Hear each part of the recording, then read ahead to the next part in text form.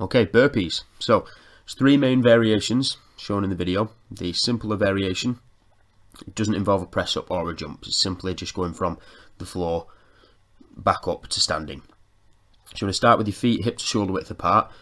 Reach down, put your hands on the ground, and then jump your feet back into the press up position.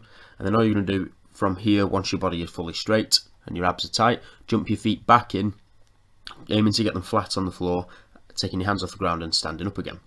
One of the main tips that I say to people here is to bring your feet back in slightly wider than when you set off. It's easier to get your feet flat on the floor and it makes the stand much easier and much more efficient.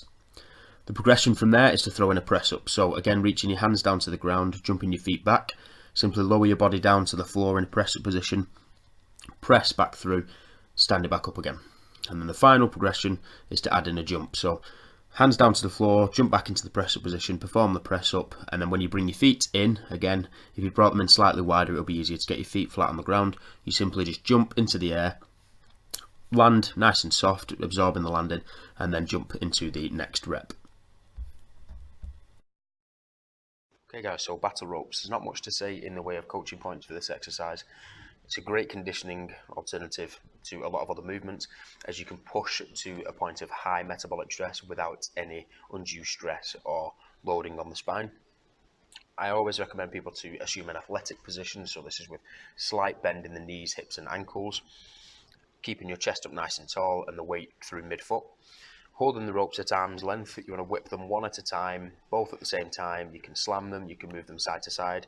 As you can see, there's a couple of variations that I employ in the video. The goal is to produce rapid, explosive movement with the ropes and continue to perform this exercise for as long as you possibly can. Again, keeping a little bit of tightness in your abs is always recommended in most movements. And what I would advise with this exercise is to get the majority of the movement from the shoulder joint, lifting the ropes up with a straight arm rather than bending at the elbow.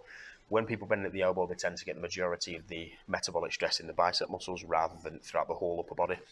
So continue to whip them one at a time, as shown in the video. Focus on lifting up and slamming down, and repeat for the desired amount of time.